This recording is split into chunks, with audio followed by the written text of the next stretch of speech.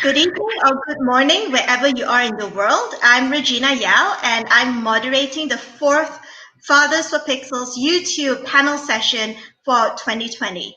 Through Fathers for Pixels, through these YouTube sessions, the Pixel Project is providing a platform and learning resource for fathers across the world to step up to speak out about the importance of combating violence against women. For this year's inaugural series, we are collaborating with Men Challenging and Fathering Together, two organizations comprising men who are working towards a more equitable and violence-free world for women and girls by actively addressing sexism, misogyny, and toxic masculinity among their male peers. So this June's Fathers for Pixels campaign features 12 fathers from Asia, Europe, and North America. Each live stream YouTube session will feature 3 fathers discussing a topic that links fatherhood and how dads can help stop violence against women in their communities, families, and cultures. Each session will also include a live moderated Q&A session for dads and communities to ask questions. So today's YouTube session is a very special one because it's our fourth and final Fathers for Pixels panel session for this year. And what better topic to wrap things up with is talking about using your voice, influencing male peers and the community to stop sexism, misogyny, and violence against women. So here to take part in the discussion are 3 men who are feminist allies and who have spent years working in one capacity or another to eradicate violence against women and to advocate for more positive masculinity and a more gender equitable world.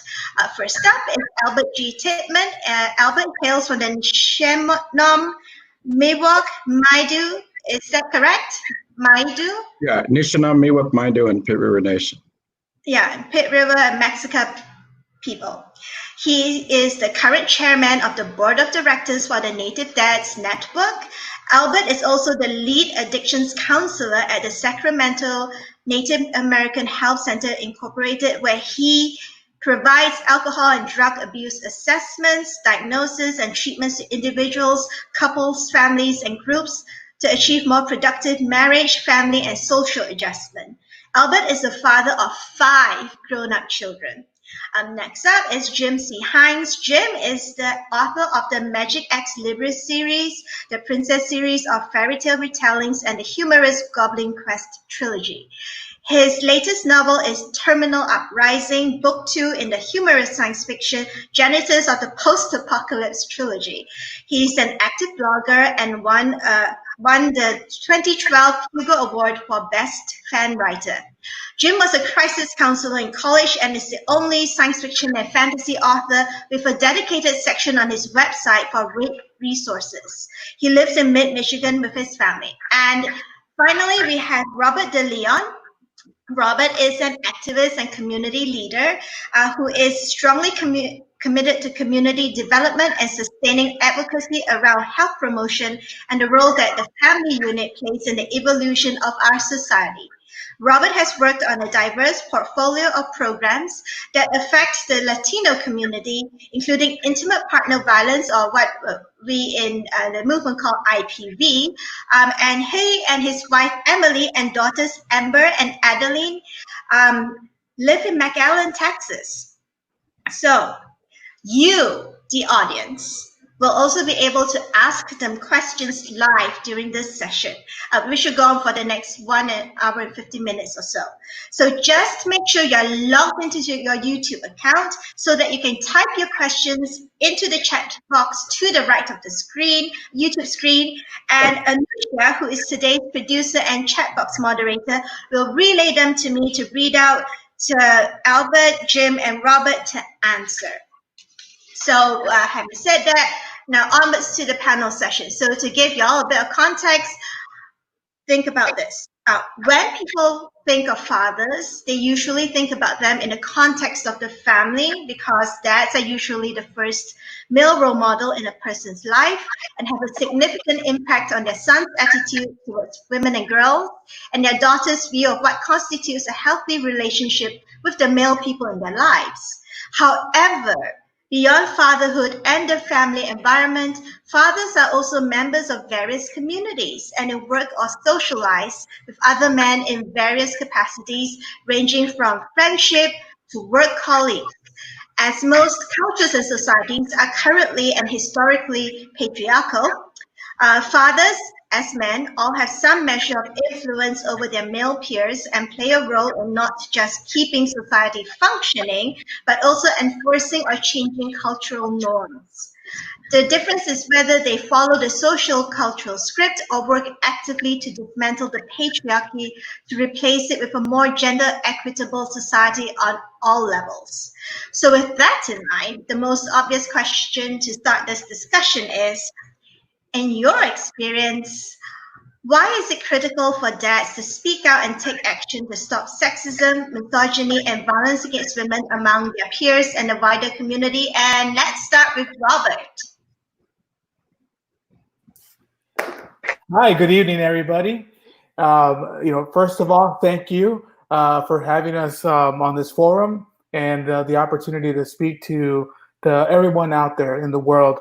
I think that it's important for men, for dads to speak up against violence against women, because what I've come to know and learn is that a lot of men, especially in my community, want peace in their community.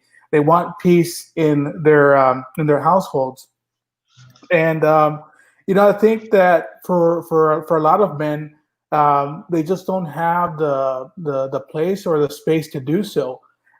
What I've done over the last close to a decade now is host numerous workshops to get men involved around not only preventing but ending domestic violence or violence in our communities, especially within our households or families. For me, it's been a personal mission of mine to get the word out, to get men involved, not only men but boys too, because those boys eventually will become partners, spouses, fathers, and that's very important to start at a young age. So being able to have conversations with community members throughout throughout the years has taught me a lot about why it's important, and that is if we get men involved, we're going to have healthy communities, healthy households, healthy families, and most importantly, healthy relationships. Yeah. Next, Jim, thoughts? I don't know. Robert gave a really nice answer. I just run with that. I think one piece of it is more why it's critical for men in general to speak up, and that's partly because, unfortunately, there are people who are a lot more likely to listen to us, whereas they would dismiss women saying the same thing. I can't count the number of times I've spoken up, I've said something, and I see women around me saying the same thing. And then afterward you get, oh, did you hear what Jim said? It's like, well, yeah, did you also hear what all of these women said? And it's unfortunate, but it's also one of the reasons it's important, is because people in some cases are more likely to listen to us. And when talking about fathers in particular,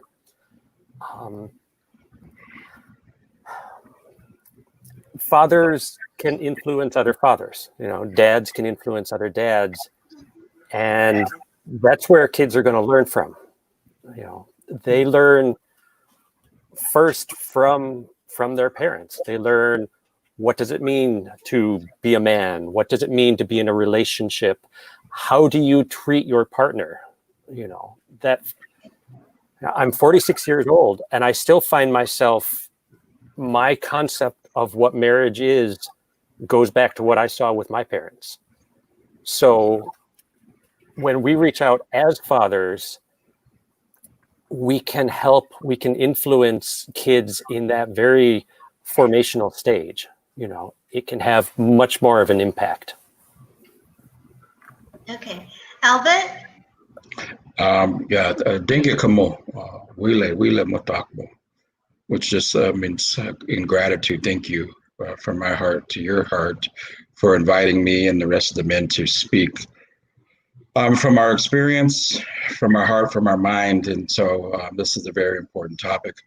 For me, it's about breaking cycles, right? And so when we look at cycles of life, cycles of existence, and for me as a man in the Native American community, we go back 7 generations to look at how life was pre-colonial, pre-contact. And as men, we understood our role in the natural order. We understood our role in the family, in the tribe, in the community. And that role was very important. We understood that the young boys, the babies, they learned from the men. The young boys went to the men to learn how to become men. And the men went to the elders to learn how to become elders. And those were cycles. Those teachings were cyclic, and they were embedded in the root of who we are. So the young boys went to the young men because the men were the models, the fathers of how to be a father. And a father meant nurturing your children, nurturing their mother, the significant other, being a provider, a protector, not an abuser, but someone that could be trusted. And so what happened was historically that was interrupted somewhere in our history. And what we're trying to do now with the introduction of colonial domination, patriarch systems, is where we are today is we're trying to reach back out to men to break those cycles, fathers, to break the cycle of fatherless homes, of domestic violence, of lateral abuse, right, in other forms. And so what we believe is that it's our responsibility as fathers to break the cycles for the next 7 generations, so that each generation that goes by has learned what our ancestors already knew of how to be as a father in our family, but overall as a man in the community amongst the people. Okay. So the next question is, what has been your experience when you've attempted to influence your male peers to acknowledge and or change their ingrained sexism, misogyny, and or toxic masculine behavior? Let's go back to Robert. Yeah, that's a really great question. I can tell you about my experience when I first got started with this. Getting involved was easy for me because of like a lot of men out there that are doing similar work or doing the work. They come from or have a background with domestic violence existing in their households when they were growing up. And that was part of, that's part of my story. I witnessed it firsthand with my mother being abused. And of course, the kids too, that's including myself. So when I had the opportunity when that opportunity presented itself to help lead one of the first programs in our region to engage men and boys around preventing domestic violence, I asked myself, how could I not get involved, right? And it's not easy at first going out into the community and trying to get men involved to participate in what we call pláticas, which are basically conversations around ending domestic violence or violence against women and girls. But I can tell you that once you get them to come to their first meeting, a lot of these men, for the first time, have a safe space for healing. And that is by far one of the most important things when you get started in this work, is knowing that a lot of these men like myself never had an opportunity to talk about what they witnessed, what they lived through, the pain and the hurt that they experienced, whether it be themselves or that of their parents or siblings. So, I can tell you that it's not easy at first, but a lot of men, a lot of boys are looking for programming of this nature to help them have a safe space, like I said earlier, to talk about what they've experienced and what they've lived through, and hopefully stick with it enough to make a difference. Jim? I mean, there's been a range of reactions. Everything from, people who appreciate the work and are grateful to see men speaking out against sexism, against violence, to various insults and attacks. And one of the common refrains is, this sort of attitude that, oh, he's just saying that stuff to get laid, which is like, okay, that right there is part of the problem that we're trying to go after. And I mean, my attitude has been, you're never going to reach everybody, and to focus in a lot of ways on the people who are at least willing to listen and at least willing to engage. Another piece that's been really common in myself, as well as guys that I've spoken to and worked with, is defensiveness. When I kind of like Robert was touching on, when I started out, in some ways, this all felt right. I felt like this is where I need to be. This is what I'm supposed to be doing. But it was hard too, because the first step was having to look at my own crap, having to look at the attitudes that I'd absorbed, the stereotypes, the assumptions that I made that I never really realized were there. And in my head, I've always been a nice guy. I've always been a good guy. And to have that challenged with, okay, nice guy or not, you're doing this, or you're saying this thing, and it's hurtful and it's harmful. And it's hard to hear that for the first time. It's important to hear it. It's important to be able to get past that defensiveness and say, okay, yeah, you're right. I've still got stuff to work on. 46 years in, I'm still finding stuff I need to work on. And in a way, the fact that I still get called out on stuff, that I'm still having to work, has made it easier to work with other guys who are feeling that same defensiveness. Because, okay, I've been there. I know this sucks to hear. I know it's hard. But we've all been there. None of us are perfect. None of us are expecting you to be perfect. You grew up in this society. You grew up in whatever culture you were raised in. You absorbed some good and some bad from there. We just need to work on that. Yeah. Albert? Yeah, I agree with both Robert and Jim. What I want to add to that is that my experience is that as a young man, I was called to the carpet, right?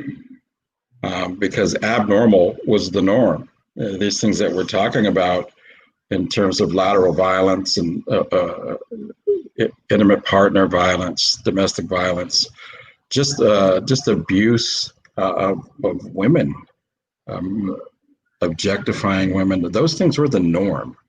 And they were modeled in the community as you almost earned stripes for being a player, for lack of a better term, but in certain environments. And so breaking from the norm and being called to the carpet by women, the women in my family, the women in the community, my wife, is being called to the carpet as a young man.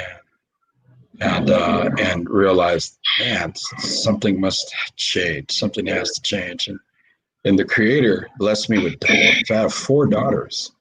And so as a young father, raising daughters, you start to realize, dang it, I can't say that anymore. I can't be that way.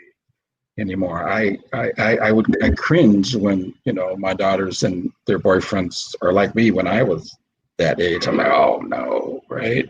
Because what we know in domestic violence and the research and study, there's a tendency for young women to engage in a relationship with a man that may have similar traits and behaviors as their father. It's almost magnetism, right?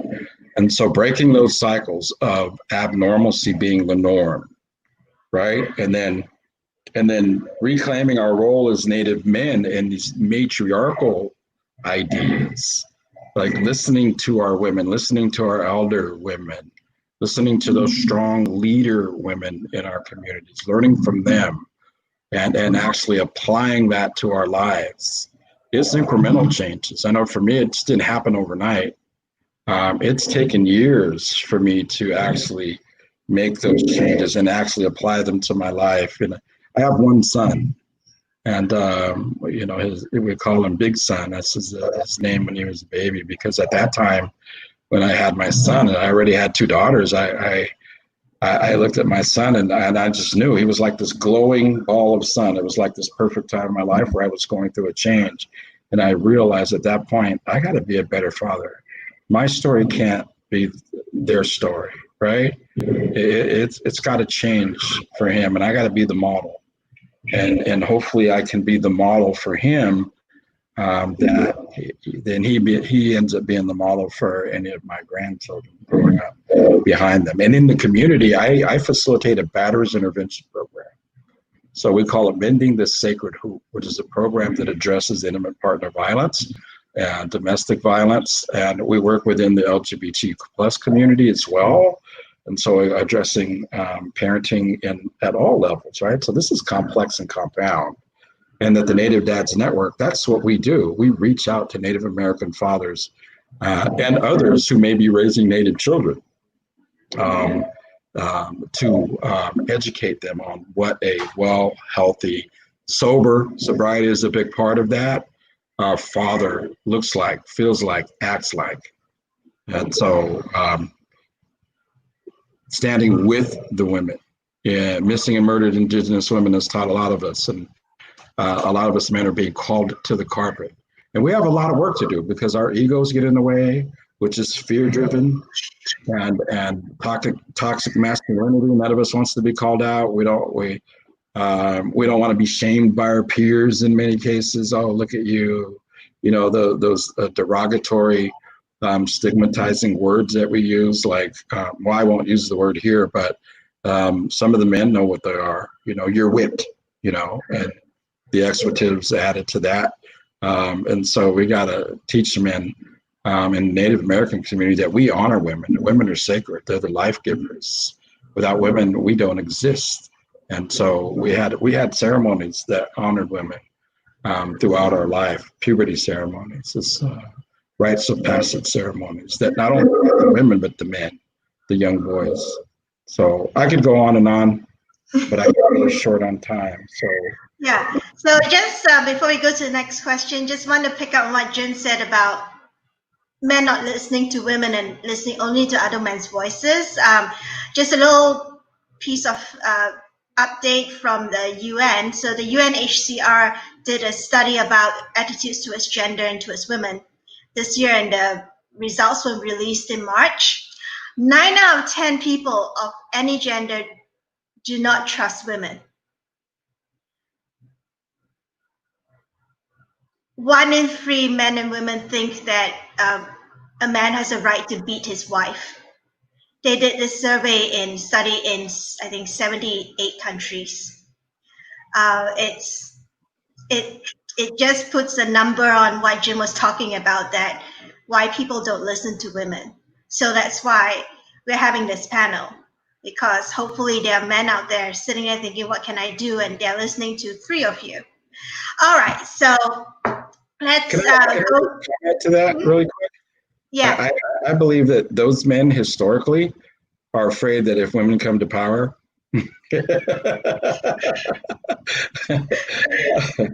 men fear women. That's the reality. And for me, that's what I've noticed and recognized in some of the groups that I've been a part of, men's groups, men's only groups, educating men on domestic violence, is that there's a real fear. Jim?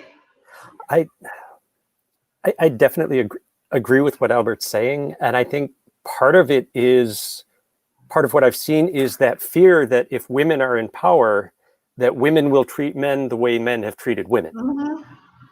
And that's terrifying. It is. I mean, but here's the thing, like matriarchal structures, but what we know about matriarchal communities, it's run completely differently. It's structured completely differently. I mean, we shouldn't go too much off topic, but, like, for example, when I started the Pixel Project, the way we're organized is very different from a lot of other organizations because we're mostly women. And everything's flat. Everything, I see us like a network of peers rather than top down. And I'm just there to ensure that things run on time. That's all. I'm not there. I'm not your boss. I'm not, I'm the ED, but I'm not the boss. I'm not, and things run very differently. That if we come across any bullies, we just kick them out. We don't tolerate stuff like that. So I think a lot of men, like Jim said, a lot of men are afraid that we would treat, if things were flipped, women would treat men the way men treat women. I think it's a lot of feminists laugh because no, it's not. Look at the way matriarchal communities are organized. It's way flatter. It's much less vertical. And someone jokingly pointed out, well, half jokingly, that if women were in charge, we would be arguing about which washing machine works the best, and why isn't that community having, and how can we dispatch doctors to that community so they have better universal health care and stuff like that.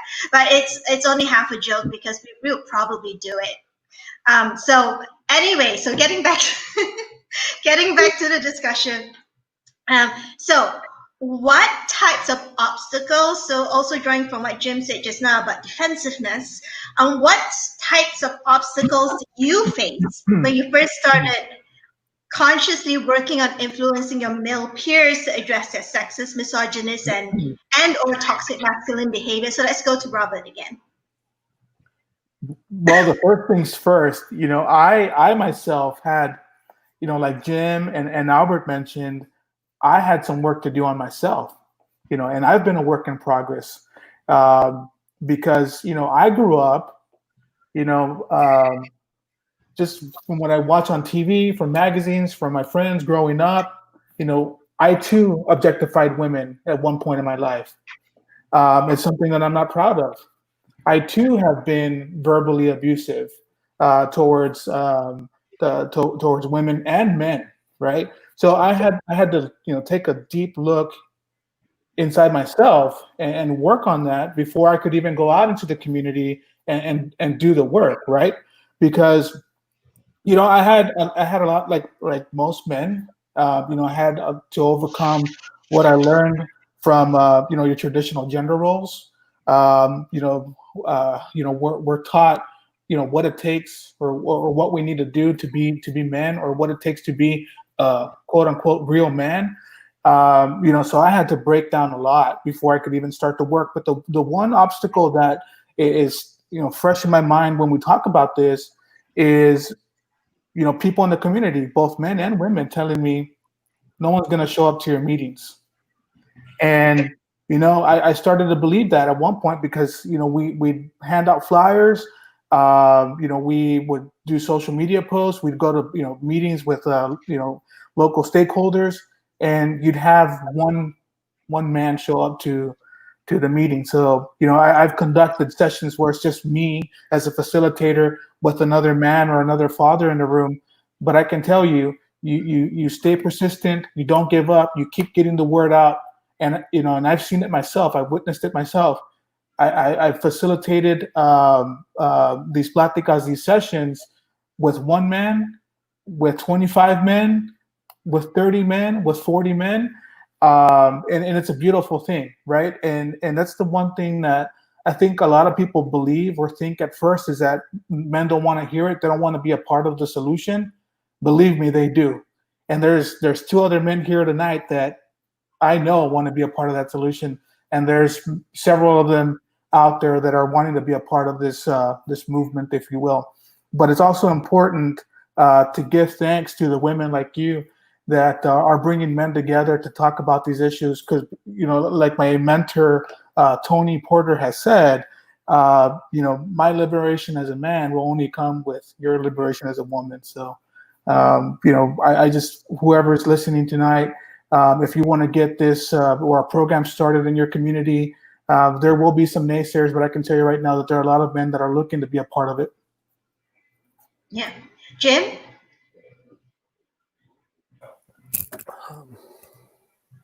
I mean, I had some similar experiences where, we would try to organize something and have a very low turnout. At one point, I was working with Michigan State University. We were trying to run a men's group there on campus, and it ended up just being this very small handful of us. But even that small group, you're still reaching a few other people. You're still starting that change that hopefully will ripple out from there. One of the more obnoxious obstacles people threw at me in the beginning, I was warned, oh, you've got to be really careful. You're going to lose all your readers. People will stop buying your books if you're out there talking about this political stuff. I mean, in all fairness, they're not wrong. I have had people say, oh, you're one of those social justice warriors. I will never read your books again. And that's fine, because you probably wouldn't get my books anyway.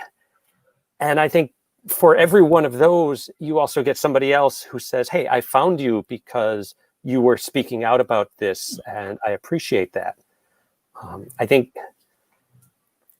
when you get into that position where,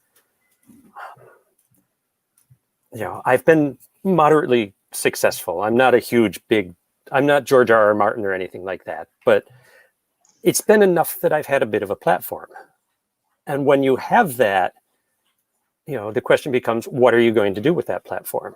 Are you going to use it to amplify women's voices? Are you going to use it to speak out about what you're passionate about? Or are you just going to try and sell books?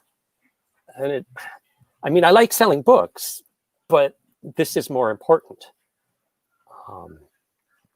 And the one other obstacle I wanted to mention that, from day one and continuing is this is work. This does take up a lot of time and a lot of energy. We were talking a little bit before we went live that this week in particular has been kind of a dumpster fire in the science fiction fantasy community, with a lot of authors being outed for abuse, for harassment. And I've been trying to be involved in that conversation and to follow what people are saying and to listen to what everybody's saying. And it used up pretty much everything I've had this week. I've gotten very little writing done. I've had to kick myself off the computer because, oh, no, I have to make dinner. I have to, probably go to bed at some point tonight. But you have to balance your own limits. You have to be aware of self-care as well as saving the world or all of the other work that you're trying to do. I hope that makes sense. Yeah. We have a comment from Anusha, who's the producer, in response to what you said, Jim. She says, I don't understand why people think stopping violence against women is a political issue.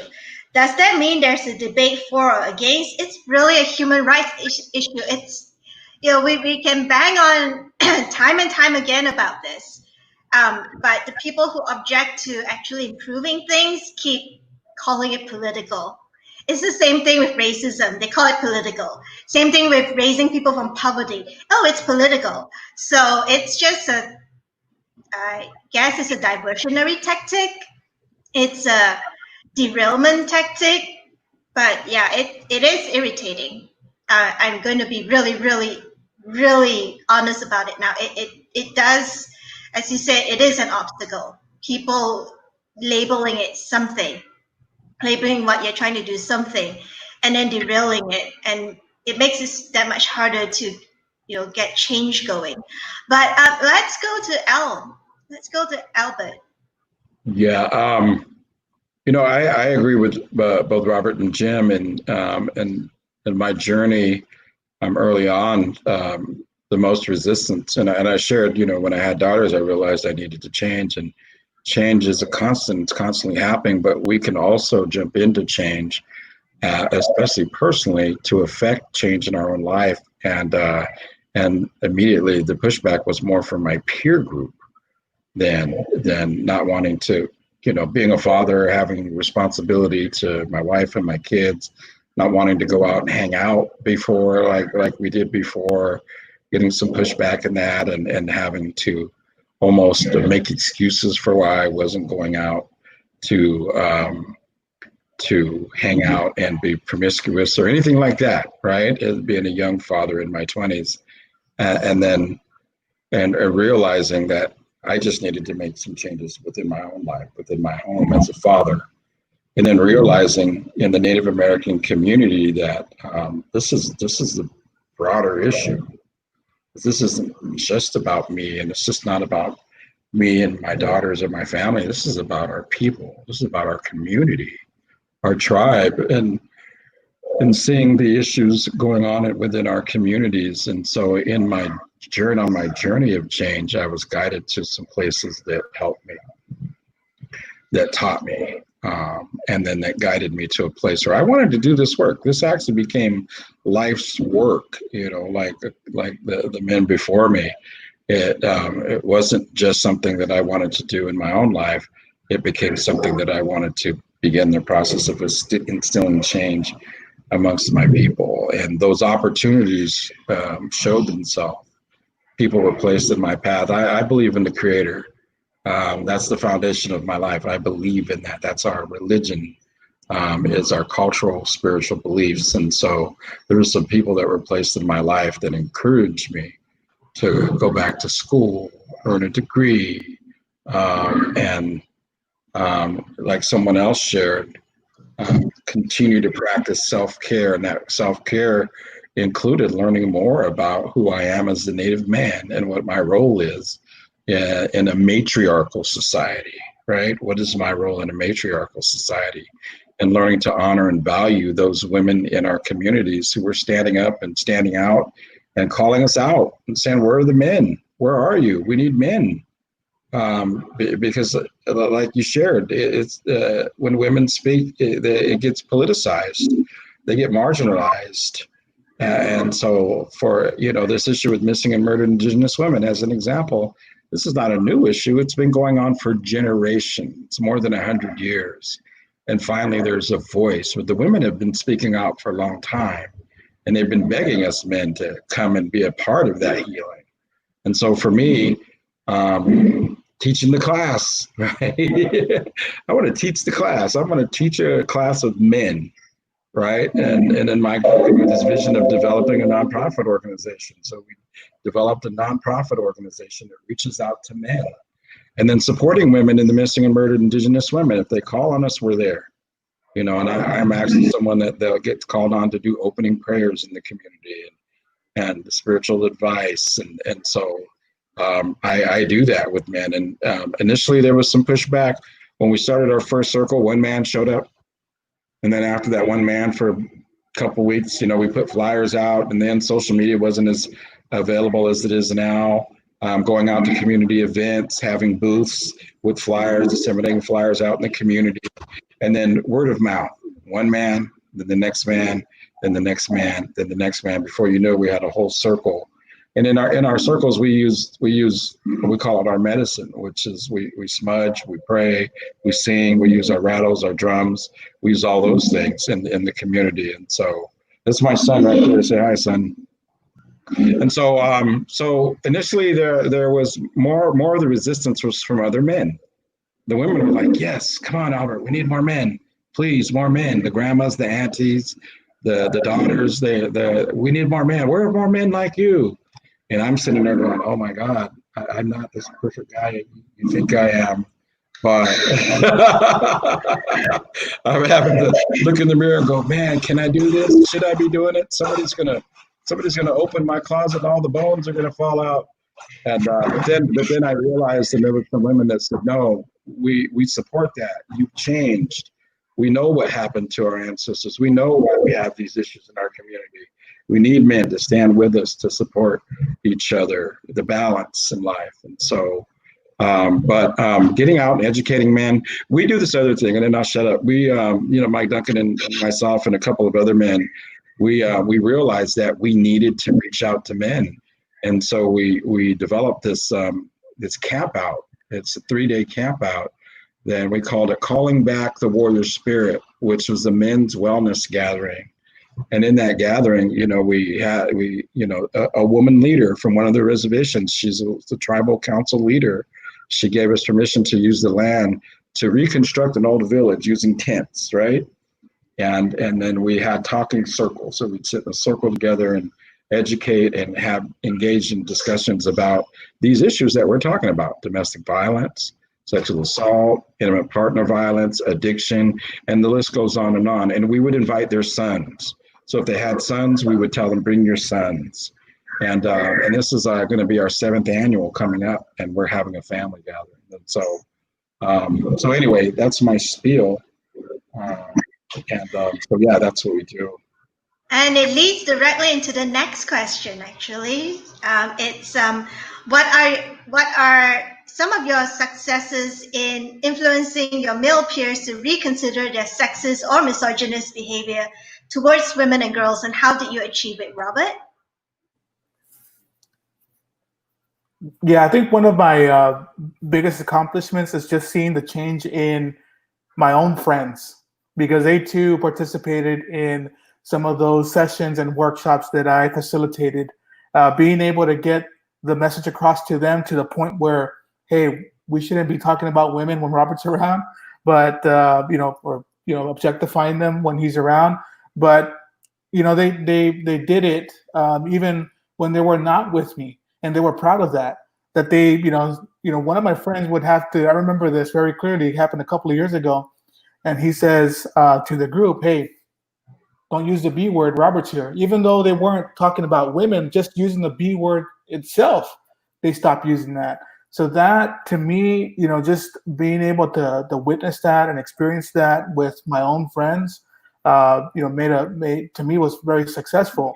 But throughout the years, I've seen men open up and being able to share their feelings with other men in the circle, in the room.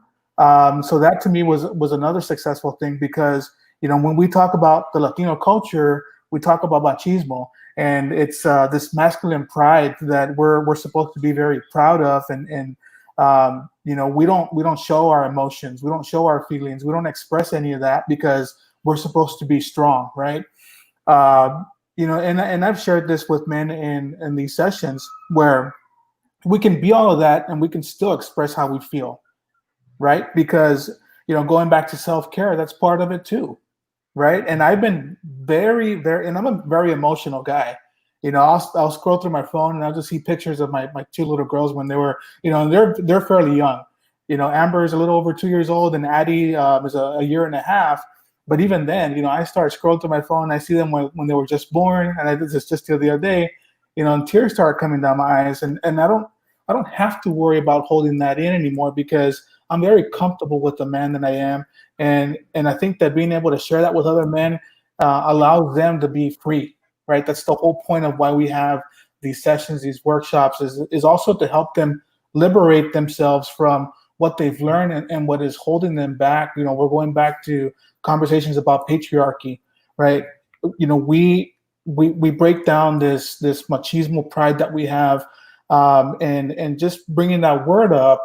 And I can't remember the source, but many years ago, I was doing research on machismo, And rather than describing it as someone that is strong, there was a definition that was put out there that said machismo is someone that is worthy of imitation.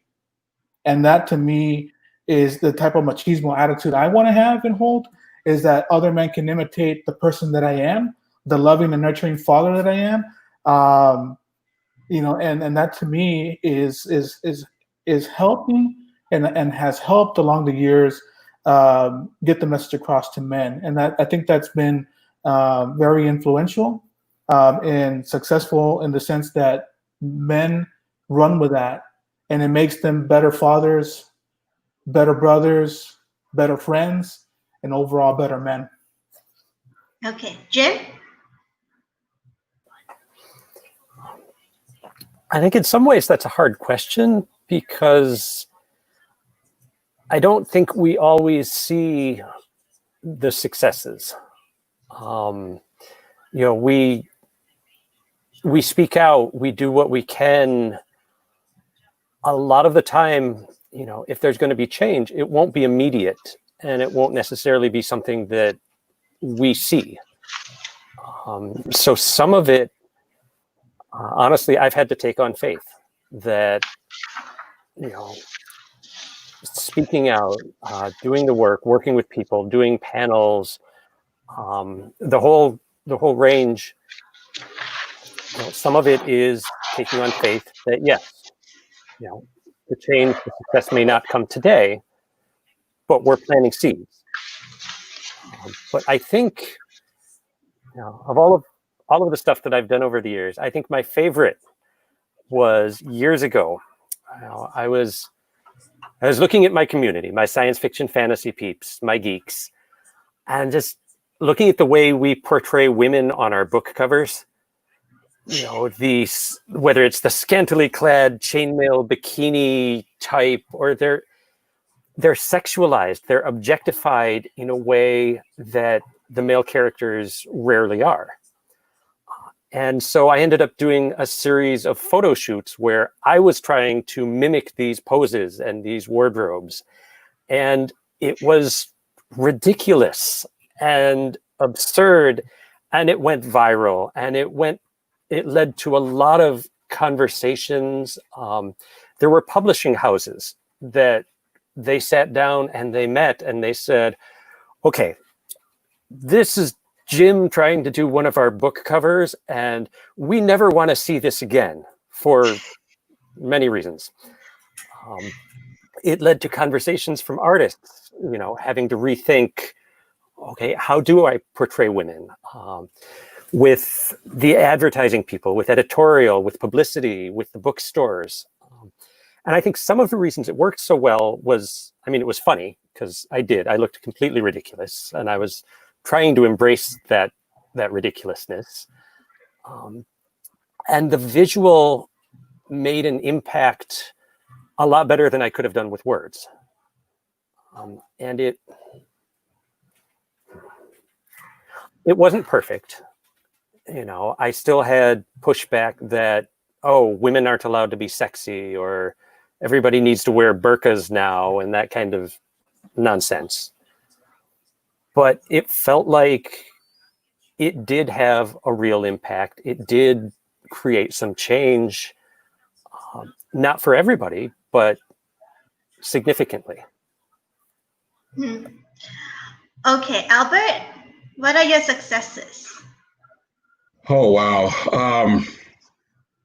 I agree with Jim in the sense that the successes aren't easily measured. And so I have to be careful about how I communicate what those successes are. I think for me, some of the biggest successes are, and I'm blessed because I've had some, and I still do, I have some strong women in my life that have supported me throughout this journey of growth as a man and as a father. One of them, she's the CEO of the organization that I work for. Her name is Britta Guerrero. And 15 years ago, she took a chance on a young green counselor and said, I have faith in you. There's something about, the way you present yourself that I believe, I trust.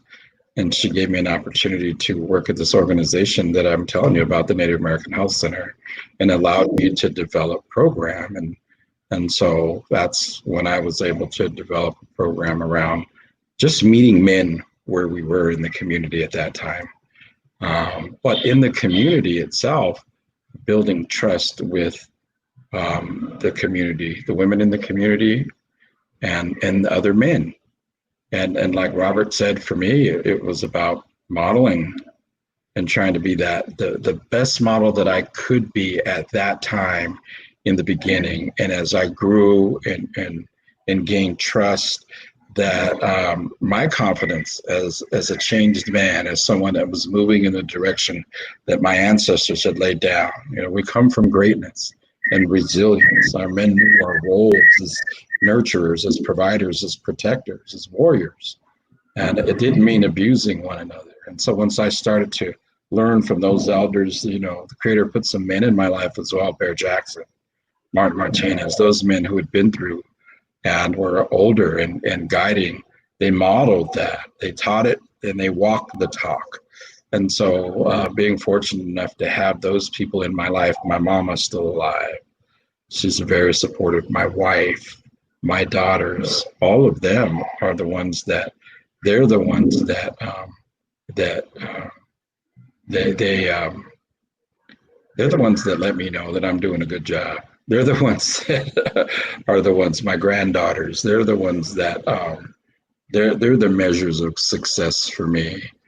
And then in the community, when I see other men that I've worked with making changes in their family, and Mike Duncan allows me to use him as an example of being one of those men the early years in the circle, and to see how great of a father he's become to his children, and to see other men in the circle when we host these events, like the family gathering or the men's gathering, to watch them then out in their community making those changes, watching a sober path, walking a sober path for one, being present in the lives of their children, regardless of whether they're in a relationship with that child's mother. So ending the cycles of, you know, homeless or fatherless parents, fatherless homes, as to making sure that regardless of what your relationship status is with that mother, that you are still a well parent, a father. And so seeing those men reunite as well.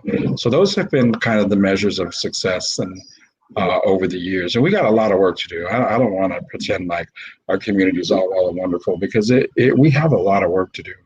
But in my lifetime, I have been blessed to witness. I've been working in the field for about 20 years. But in my community, I've been a Native man all my life. Can you imagine that? and to get to witness change in my own life, it's huge.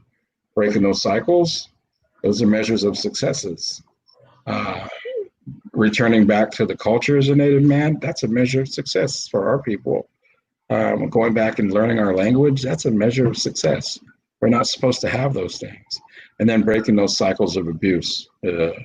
And you know, we know the stereotypes about the drunken Indian, but not being a drunken Indian, that's a measure of success. It's something to celebrate. And to not be a violent, abusive drunk to his wife, to his children, and to teach other men the value, the sacredness of fatherhood. Those are to see it, to witness it, and to me, that's a blessing, and it's a huge measure of success.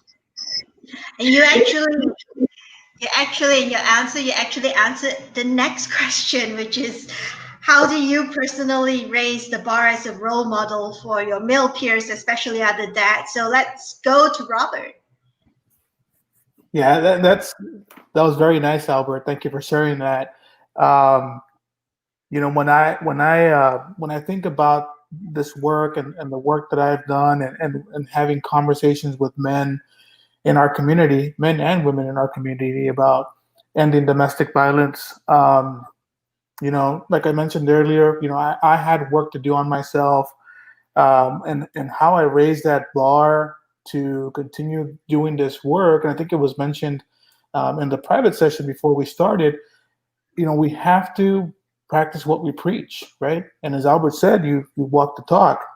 And I, I have to be a great role model. And I don't do this work. I started doing this work before I even became a father. But in doing this work, one thing that you realize is that a lot of men do it because they have women in their lives that are important to them. For me, it was my mom, my 4 sisters, my tias, my aunts, and cousins, friends. All of those women are important to me. But at the same time, there's a lot of men in my life that are important to me. And this is why doing this work is not only important, but it's valuable, because there are men that I too care about. And that's the reason why I have to continue being a positive role model. I didn't necessarily have a positive male role model growing up.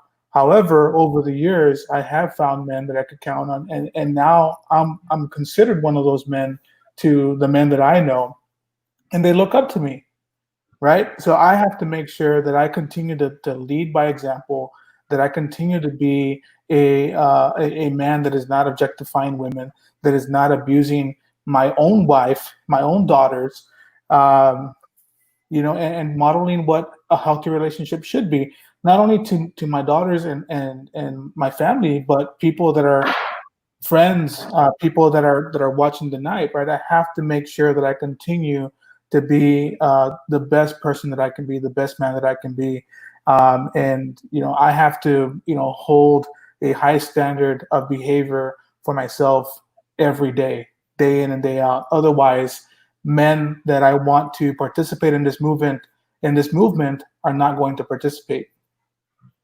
Okay, Jim.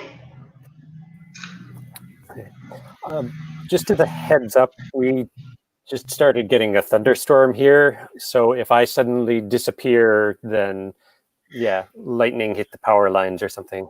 Oh, okay. This is a hard question for me, because I don't, it's sort of, well, how do I raise the bar? Well, I don't know. I've screwed up plenty of times as a guy, as a father, as a husband, and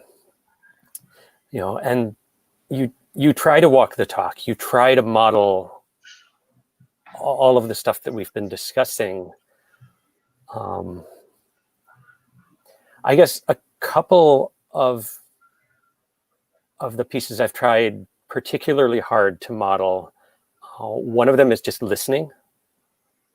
Listening to other voices, listening to women, listening to non-white voices, listening to non-straight voices, listening to all of these different traditionally marginalized or silenced groups,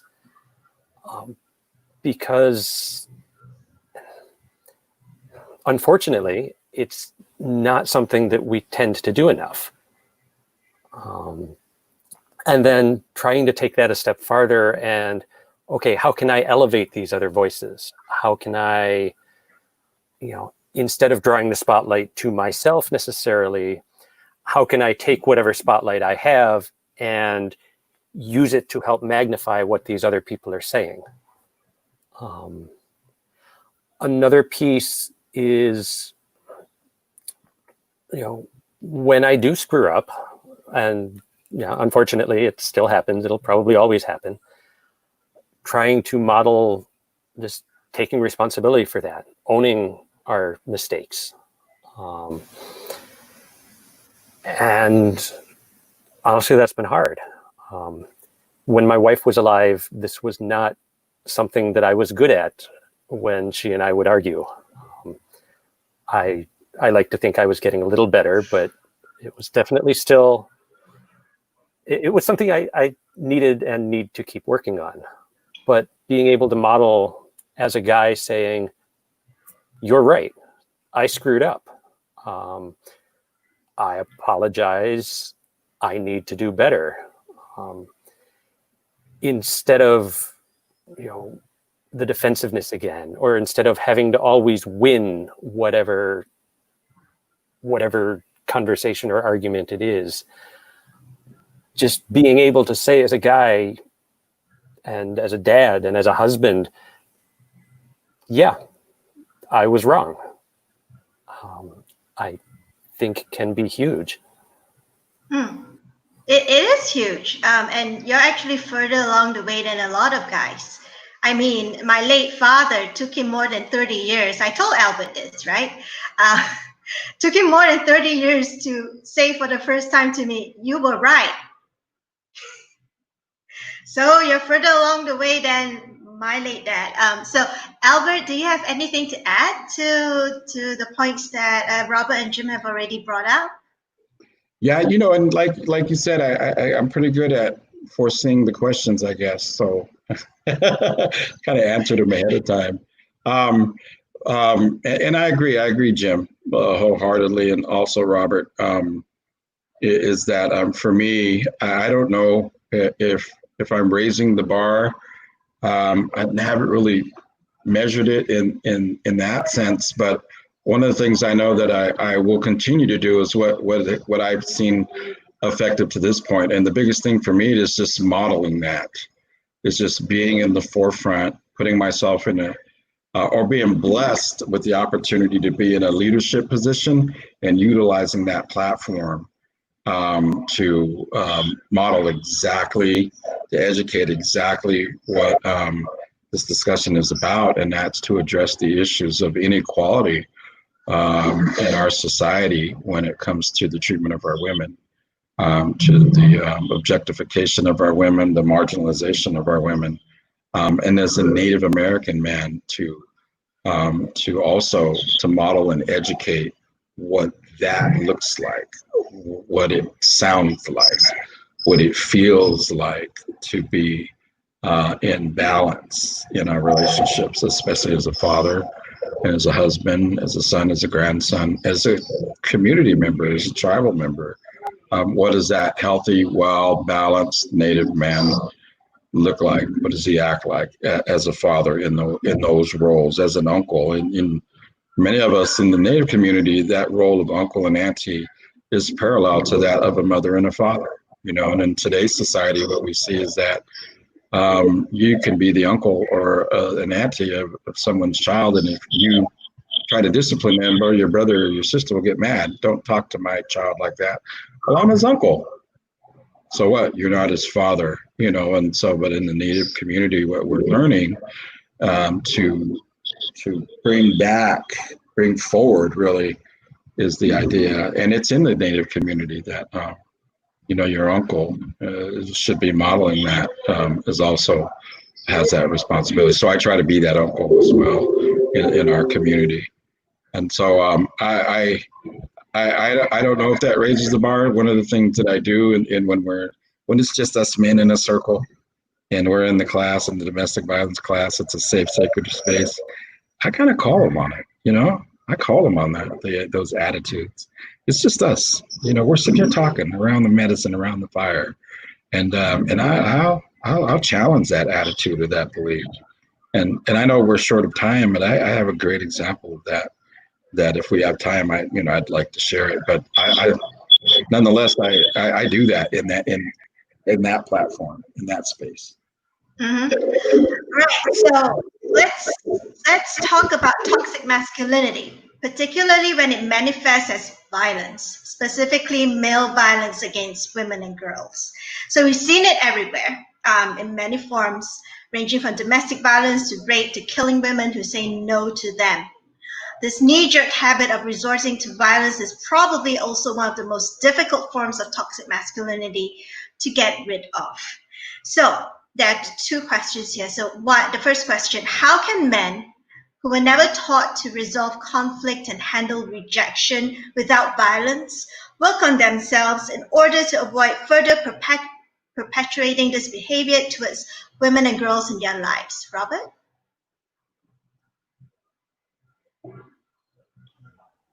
Well, I think the first thing to do is to show men and teach them what the different types of abuse are, right? A lot of us don't know, and like I mentioned earlier, I was once verbally abusive, and to me, I didn't I didn't know that I was being abusive by saying things to a partner of mine, right? And this was when I was in my early 20s, and those are things that I taught. I mean, that I was taught, or that I learned from other men in my circle. That's what I learned growing up, and I thought it was acceptable behavior, and we also have to talk about the emotional development of men, right? We're taught to be dominant, and in a way, over the years, and you talked about this, Jim, with the covers on books, objectifying women, and we see them in a way that they're property, they belong to us, and they're mine, and no one can touch them, and dealing with conflict and jealousy and rejection, a lot of that too is just going back to the emotional development of men and boys. We're not taught these things at a very young age. I don't think we're told to suck it up. We're told to man up, and with that, we have this. I don't even know how to describe it. Sometimes I call it psychological terrorism. When we are rejected, we start attacking women for dumping us, for breaking up with us, or not wanting to be in our lives anymore. Um, and that goes back to how we objectify women. That we see them as property. And to me is, and again, like I said earlier, teaching men the different forms of abuse that exist, that are out there, so that we are aware of what they are, and what we do to contribute to that, and what we can do to prevent that. Yeah. There's a comment from the audience. From Misty 306, sadly, dealing with rejection would have prevented at least half of the mass shootings in the US. Sadly, that's true. Yeah. So onwards to Jim. Yeah. Guys, as a generalization, are not good with rejection. There's that sense of entitlement that, again, like Robert was touching on, that women are things, that they're property, that, if I do these things, then I win. I am therefore owed sex or whatever. And if I don't get that, then she's breaking the rules. I did this and this, therefore I'm entitled to my winnings. And it's unhealthy and destructive, and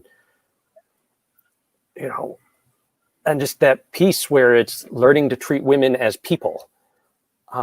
That seems like it should be easy and straightforward, but there is so much culturally that needs to be torn down. So many assumptions, so many portrayals and stories, so many teachings that need to be undone in order to get to that point of really seeing women as equal and as worthy of respect. And then that falling back on violence, like Robert was saying, it's what a lot of the time, it's what you're taught growing up. Somebody disrespects you, you punch them in the face. That's what you do. You're a guy, be a man. And so even later on in your life, when maybe you've realized, okay, violence is bad, I can't keep doing this. I'm hurting others. I'm hurting myself. I'm hurting my family. You need to actively find replacement behaviors. It's not enough to say, I won't use violence to resolve conflict, because the conflict's going to happen. And if you end up there and you haven't come up with another tool to use, you fall back on what you know. If all you know is violence, then no matter how much you tell yourself, well, that's bad, when you're in that situation, that's your go-to. So having to learn to actively practice, whether it's talking things out, whether it's actively identifying your own emotions and processing through those instead of taking them out on somebody else. Taking a conscious look at some of the tactics that we tend to use as men, body language, raised voices, implicit and explicit threats, and then actively replacing them. It's like, okay, I know when I lean in like this, it's intimidating. That's step one. Step two is, how am I going to behave instead? Maybe it's sitting back, maybe it's sitting down, maybe it's deliberately monitoring my voice. And, my wife and kids have all told me I can be more intimidating than I realize when I'm angry. I don't yell, but I guess my voice gets harder. And so again, it's like, okay, that's good to know. Another thing I'm still having to work on is changing that. It's like consciously working on, how am I speaking to my kids when I'm pissed off about something? So yeah, and it's stuff that a lot of the time we need to ask for help with, whether it's a friend or a therapist or the kind of groups that Albert and Robert have been talking about, being able to go to them and say, hey, this is what I know. How do I do this? Help me out here. Yeah, and I don't know if any of you have seen this, but a while back there was a Twitter conversation where women were talking about how terrifying it is for men when men are yelling at them and bellowing at them. It triggers a lot because a lot of our dads also yelled at us and bellowed at us, and we knew what was coming.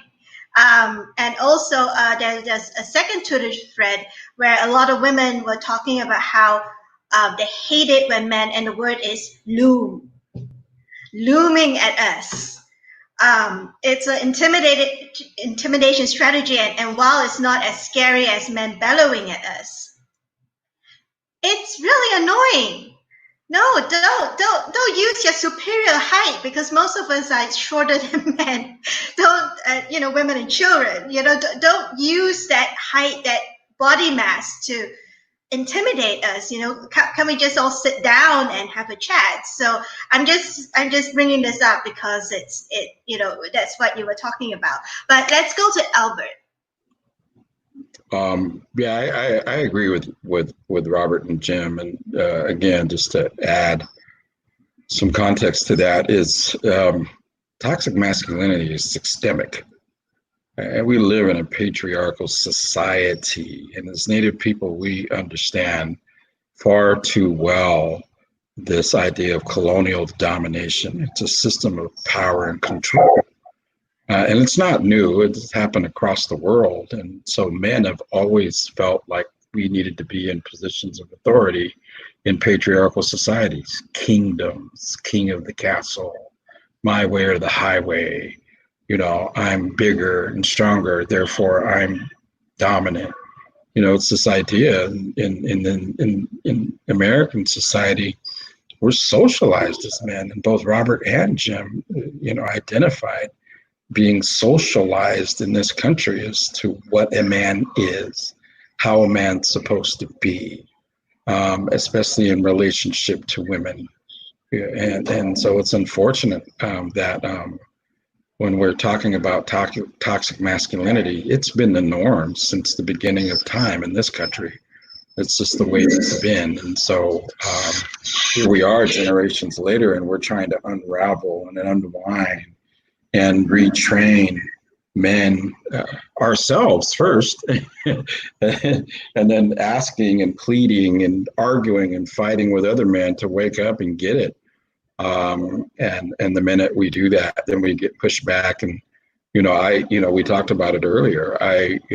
In peer settings, being criticized and shamed for wanting to change and protect and respect. You just talk about respecting women, not objectifying them, catcalling, those things. But also growing up, I mean, grown men don't cry, right? Men don't ask for help, you know. The best way to a woman's heart is to be able to fight, you know. Show your masculinity. You got to protect her, and this is how you do it, through violence, you know. I mean, all these stereotypes and these misnomers about what a man is supposed to be and how a man is supposed to act, especially in reference to his women. Women should know her place. Her place is in the home. You raise the children, you do the laundry, you cook the meals, right? I mean, that's toxic masculinity.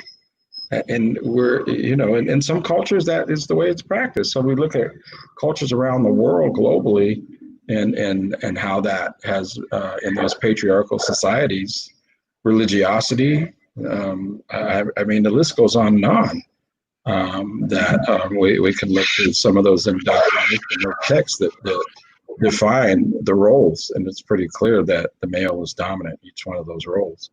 Unfortunately, you look in some, you know, the King James version of the Bible, the Holy Quran, and you read through some of the text, and it clearly identifies man as the dominant one.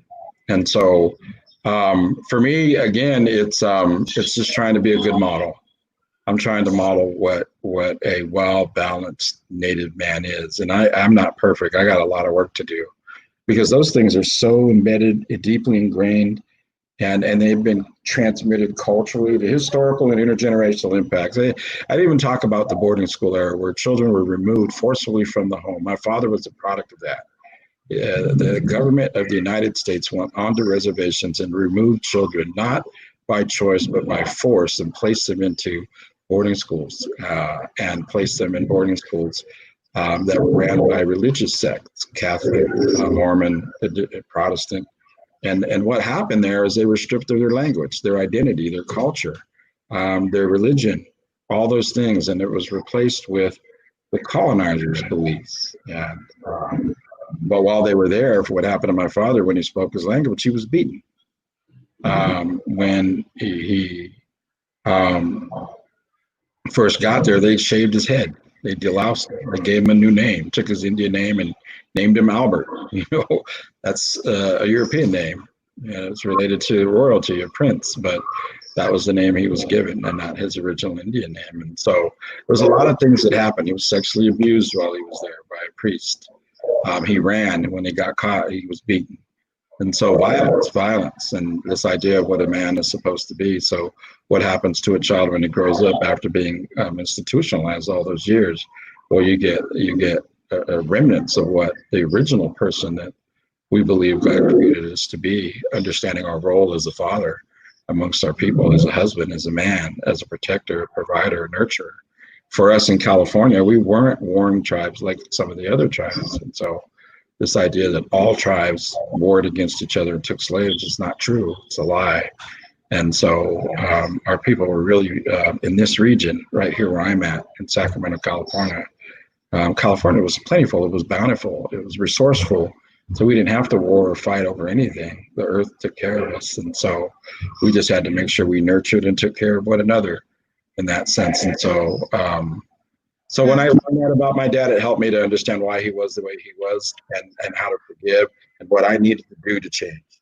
And that's what I'm doing today, to fight against toxic masculinity.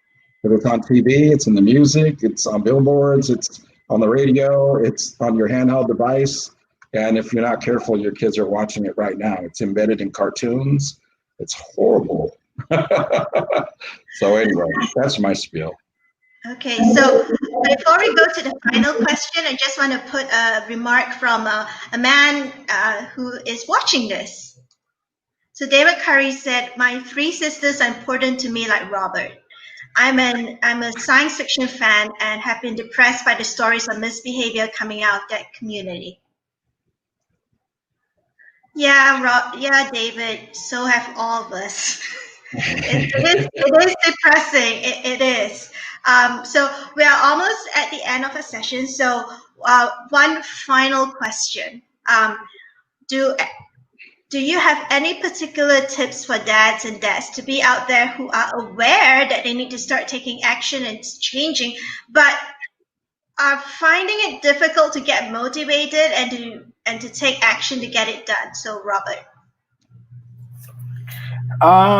Yeah, I mean, it is hard to get started and to stay motivated, because for a long time I felt like, am I the only one that sees that there's a serious lack of involvement from our community around this discussion of, and that is preventing violence against women and girls. But I've met a lot of people that know that this is valuable work, and it's almost taboo to talk about it in our community, in our culture. But I think that, like I said earlier, once you get people out to talk about this, they open up. The one thing, the common, the thing that comes up the most or is recurring for me is, people talk about,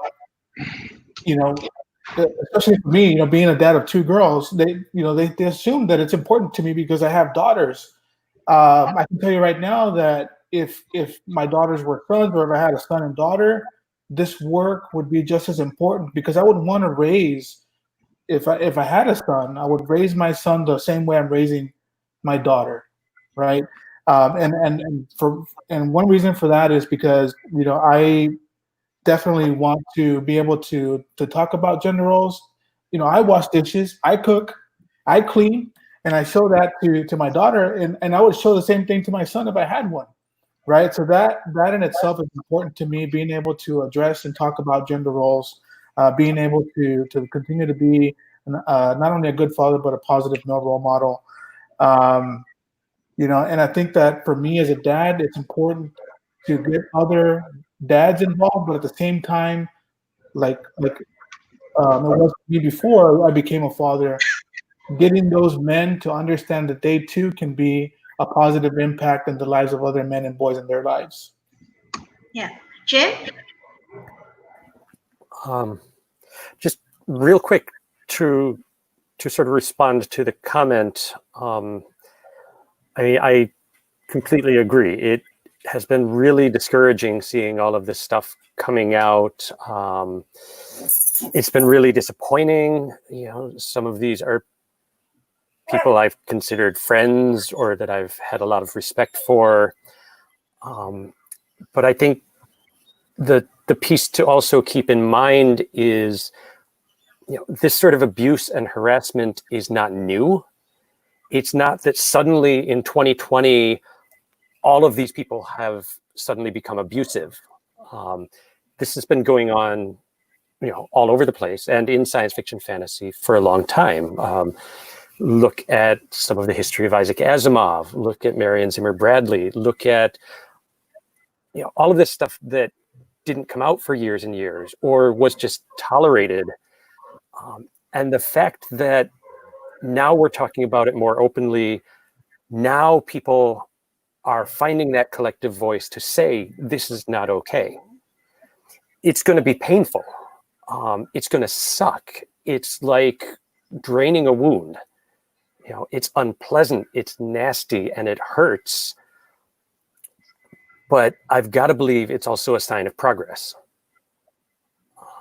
And coming back to the question about suggestions for fathers to be trying to get started and feeling overwhelmed or lost, I'd say start small.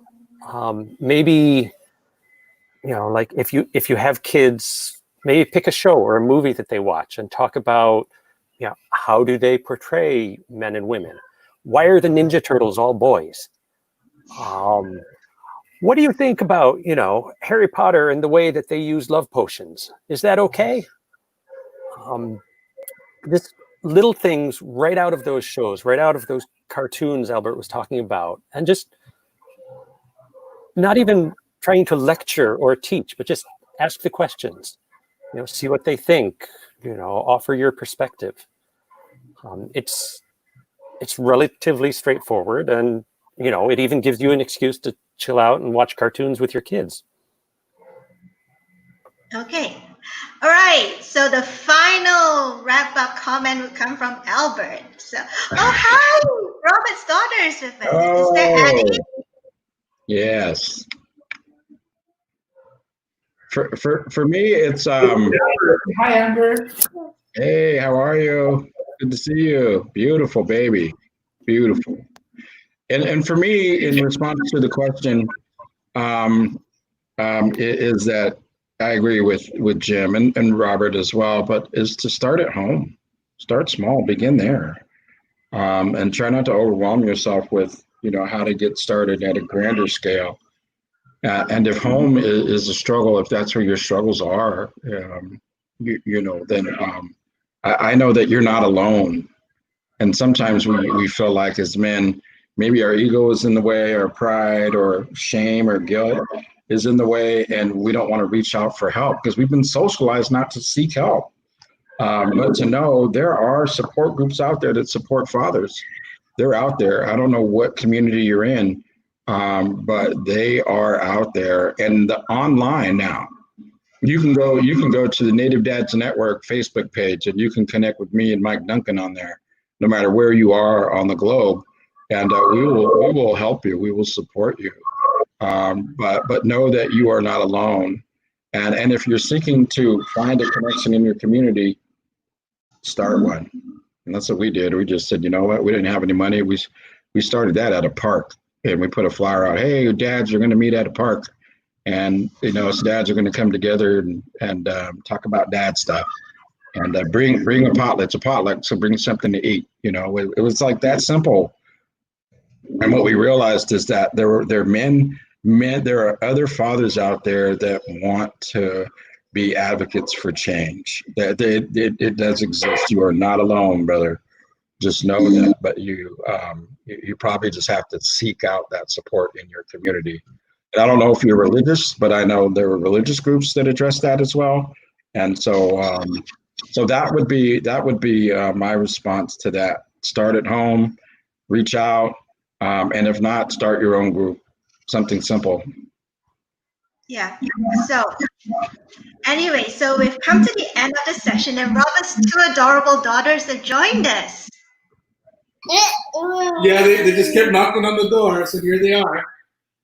They found Daddy. So, speaking of resources that Albert was talking about, I've cut and paste the link to the Native Dads Network Facebook page in the chat box. So take that down, and where I'm going to share a slide now. If any of you are looking for a dads group to join or looking for some resources and help, so hopefully this will help. So hang on, let me do a screen share.